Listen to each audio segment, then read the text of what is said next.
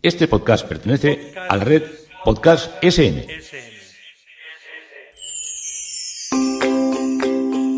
Ladrando en la nube. Un podcast para contar y soñar. ¿Quién dice que la vida es aburrida? Yo os voy a contar cada día mis historias, a ver qué os parecen. Ladrando en la nube.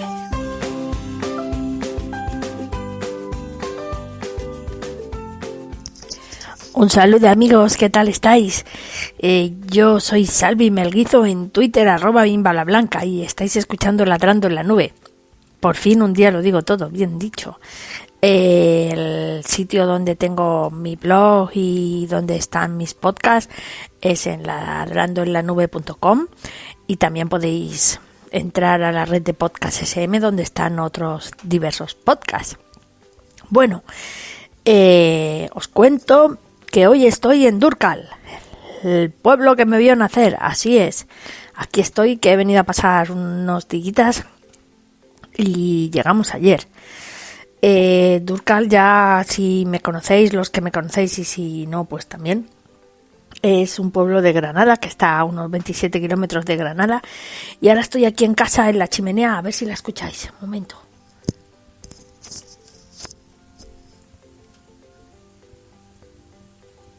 Se escucha un poquito. Estoy aquí, que suena fenomenal, yo creo. No sé, ojalá la podáis oír porque es guay. Ahora justo es, bueno, en los días pre-navideños, más o menos. Es decir, que más o menos empiezan todos los preparativos de la Navidad. Y en otros tiempos ya no tanto.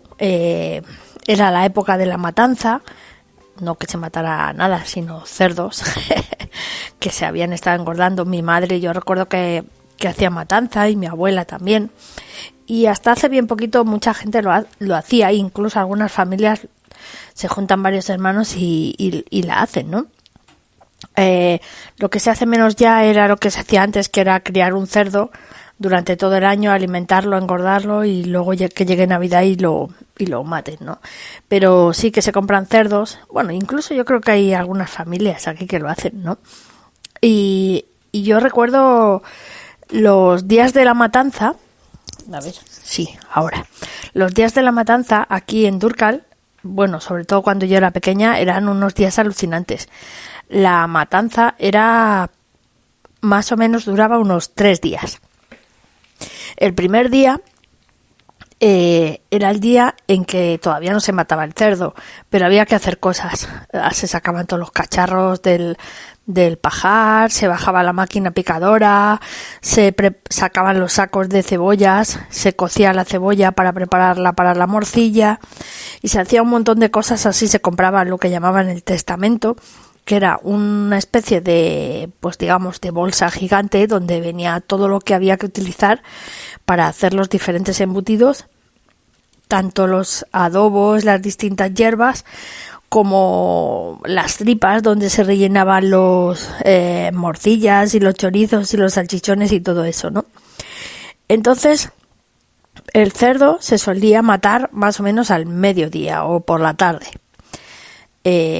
Yo me acuerdo que bueno, pues que era, bueno, los gritos del pobre animal eran muy desagradables, pero lo hacían de la siguiente manera.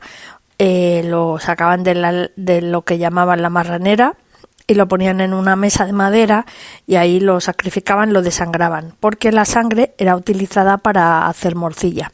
Y había que tratarla de una manera determinada, porque si no, no salía rica la morcilla. Entonces, después de matar al cerdo, también había una cosa que se llamaba, ¿cómo se llamaba? Una artesa, se llamaba artesa, no sé en idioma, no sé cómo se llamará, pero aquí le decían la artesa. Se metía ahí con agua hirviendo, que previamente se habían calentado unas calderas gigantes en las chimeneas, y para afeitar al cerdo. Sí, pobrecillo, después de muerto se le afeitaba bien y se le quitaba todo el pelo porque bueno, pues había que hacerlo así. Entonces el matador, que era un profesional, aquí yo tenía un vecino, mi vecino Paquito el matador,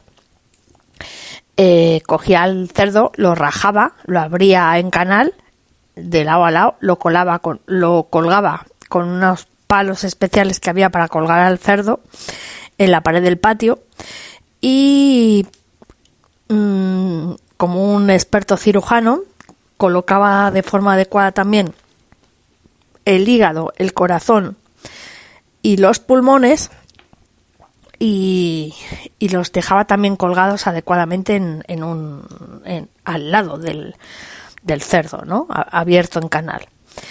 Y ahí empezaba la primera etapa.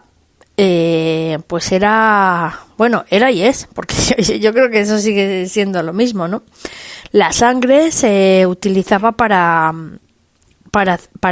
hacer la morcilla junto con la cebolla.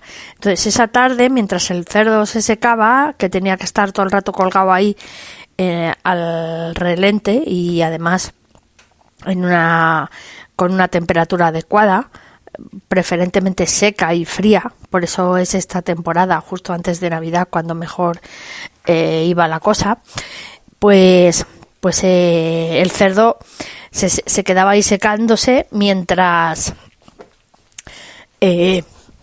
casi siempre lo solían hacer las mujeres, pero bueno, yo creo que ahora ya lo hace todo el mundo.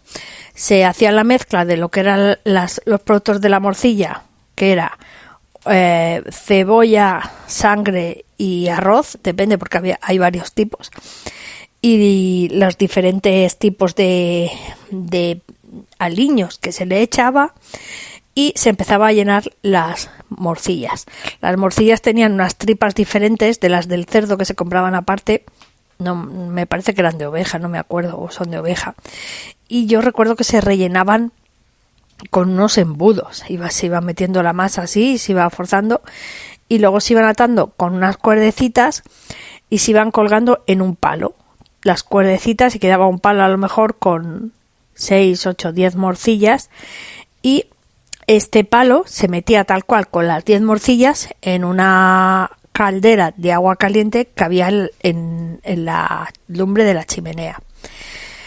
Una vez que se cocía un poquito, también se dejaba colgar, se colgaba fuera y se hacía la primera prueba, a ver si estaba buena. Bueno, yo recuerdo aquello como una fiesta de verdad, porque pues venían los tíos, venían cuando mi abuela, pues venían primas hermanas suyas a ayudar, venían los señores eran los encargados de colgarlas y tal, porque claro, tener en cuenta que aquí en el pueblo pues había que tener cuidado que los gatos no asaltaran las morcillas, que más de uno pues se hartaba a comer, aunque bueno, en épocas de matanza los gatos de aquella época estaban sobrealimentados, ¿no?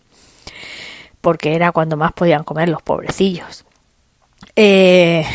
Entonces, bueno, esto era más o menos lo que se hacía el primer día. También se limpiaban las tripas, porque las tripas se utilizaban, las del cerdo, para determinados embutidos. Eso olía un poco mal y era un poco asqueroso, ¿sabéis? Así es que, bueno, eso no me gustaba tanto.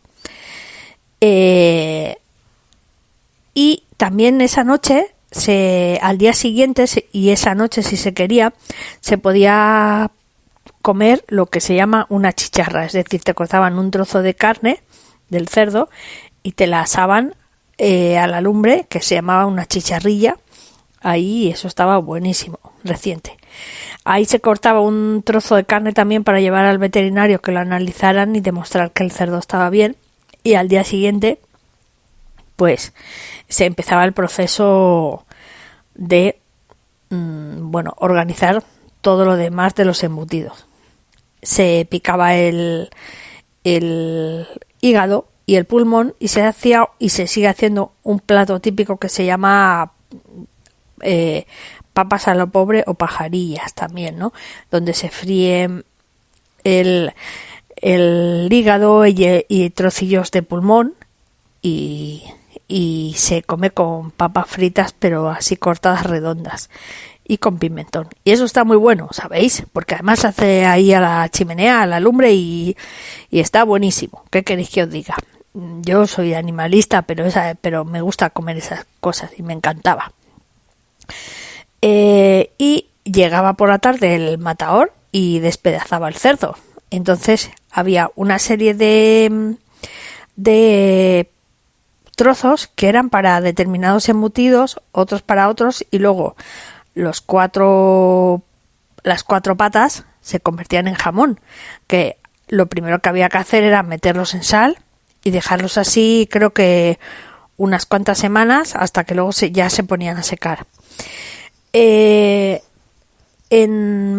Había otras cosas que se dejaban en salazón también. A veces una parte de tocino que se llamaba la papada también se salazonaba, pero otros trozos se utilizaban para hacer, por ejemplo, salchicha. La salchicha de aquí del pueblo estaba muy buena y lleva diferentes trozos y queda, pues, es que yo los trozos no me los sé, porque todo esto me acuerdo de cuando era cría, así que imaginaros.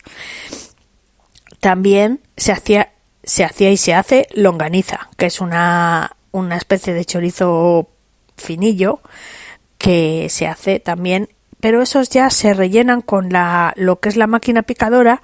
Le sustituyes yo hablo de máquina picadora de esas antiguas que tienen una manivela, no penséis que es los robots de ahora ni nada de eso. De hecho, en casa de mi madre hay una de esas que tiene unas patas de madera y encima está puesta la máquina.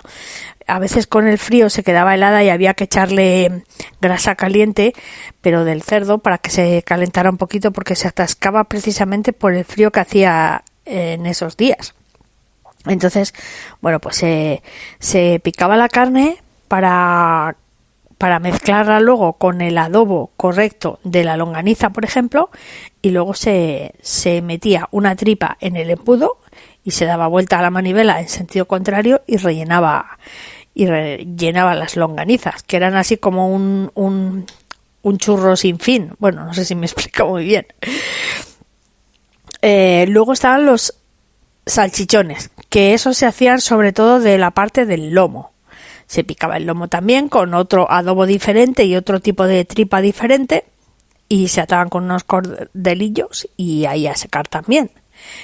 Los salchichones se suelen ir a comer en Semana Santa, que es cuando más o menos ya se habían secado después de la matanza, incluso algunos un poco antes, depende. Eso hay que...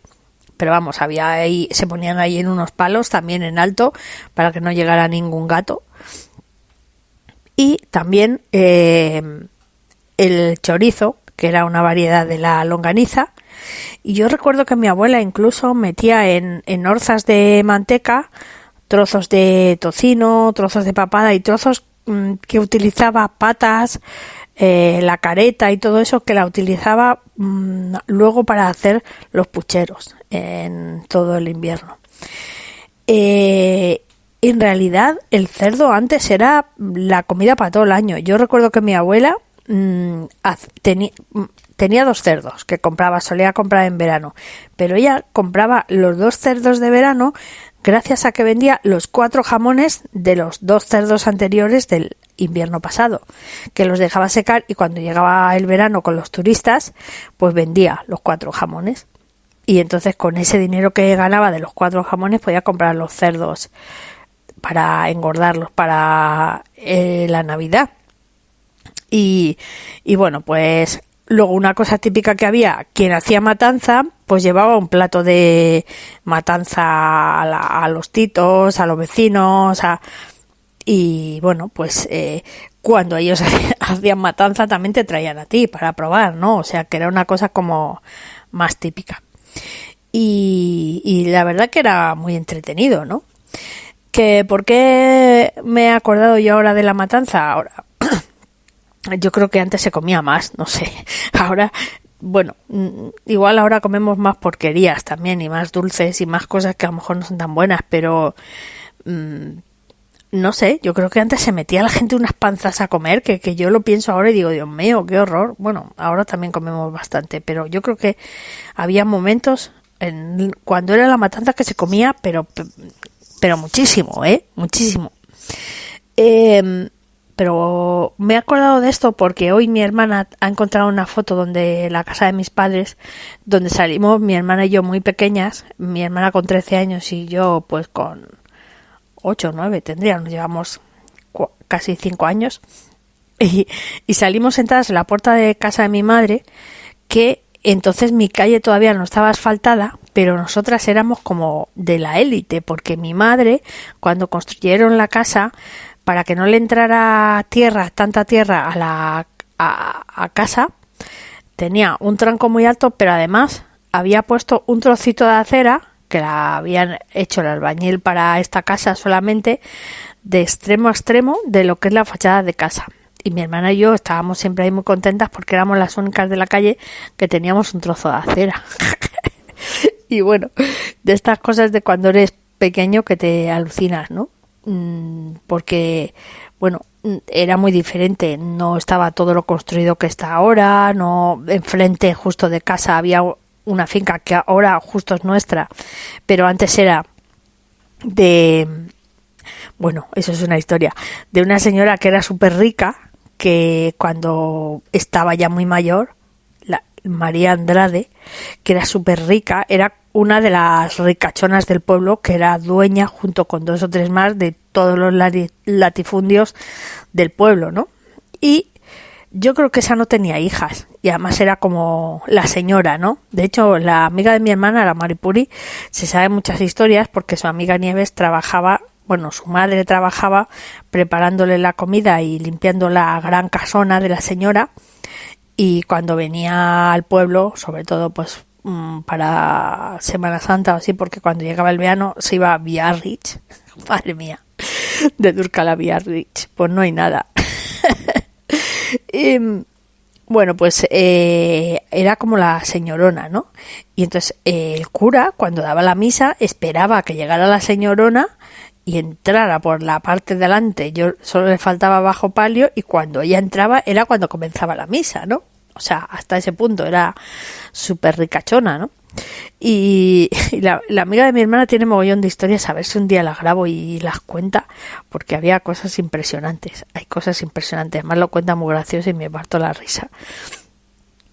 Pero a lo que voy, esta finca que ahora es nuestra, era de ella, de María Andrade. Esta finca y todo el resto de la calle, no penséis, esto es un trozo pequeñito lo que hay frente a mi casa, no tendrá ni 600 metros, que es lo que tenemos nosotras, pero el resto de la calle enfrente de nuestra casa era de ella. Era una finca que tenía mogollón de árboles frutales, cerezos, y de hecho nosotras a veces cogíamos cerezas de ahí, porque a ver, si tienes el frutero enfrente de tu casa, pues solo tienes que estirar la mano y coger, tampoco hay que pensar en que sea otra cosa, ¿no?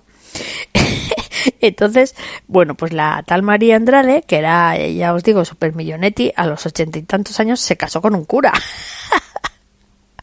Con el cura del pueblo, que dejó la cosa de la iglesia y se casó con ella. Y bueno, ella enseguida se murió. O sea que todo lo que ella tenía, todas sus posesiones, el cura, en cuanto a la señora María Andrade, que era millonetti, se murió, el tío pues cogió y lo vendió todo. Por supuesto, el cura era bastante más joven que ella, no sé muy bien qué edad, pero ya lo preguntaré. Y la finca de lo que es la calle mía, enfrente de casa, que lo que hizo fue dividirla y vendió varios trozos diferentes, y uno de ellos se lo vendieron a mis padres. Y bueno, pues ellos lo vieron muy cómodo, porque para cultivar y tal justo enfrente de casa, pues fijaos qué comodidad. Ahora ni se cultiva ni nada, de hecho no puede llegar ni el regadío porque ya todo se ha convertido en urbanizable, pero en aquellos tiempos pues era lo más grande. Tener una finquita así enfrente de casa era súper cómodo. Y de hecho toda la cantidad de fincas que tenía la mujer, pues todo lo fue vendiendo y lo fue troceando, con lo cual esa propiedad enorme que tenía esa mujer quedó en pequeños trozos, que algunos los han comprado algunos nuevos ricos, otros gente normalita, pero bueno, que se quedó totalmente dividida y yo qué sé. Y eso, que mi hermana ha encontrado una foto que salimos nosotras dos ahí con pinta de lo que éramos, ¿no? Y nos ha hecho mucha gracia, nos hemos puesto a recordar un poco aquellos tiempos, ¿no? Cómo eran las cosas, qué ropajes llevábamos, qué pintillas llevábamos, y cómo y cómo vivíamos las cosas. Me acuerdo un año que se fue la luz, o sea, que cayó una nevada aquí terrible. Yo creo que no ha nevado tantísimo y ni tantos días seguidos. Yo creo que fueron como 6 días seguidos que se fue la luz. Imaginaos, bueno, nosotros éramos pequeños, para nosotros era una fiesta, de verdad. Con velas en casa por la noche, no había ni tele, ni radio, ni nada, y estábamos pues muy contentos. Pero claro, eso era un coñazo para los adultos, me imagino yo. Aunque bueno, mi abuela se apañaba bien con la chimenea y todo eso, pero era como, bueno, súper divertido. Un 6 días esto nevado y sin luz ni nada, y bueno, era genial. Así es que, bueno, la verdad que eran tiempos diferentes.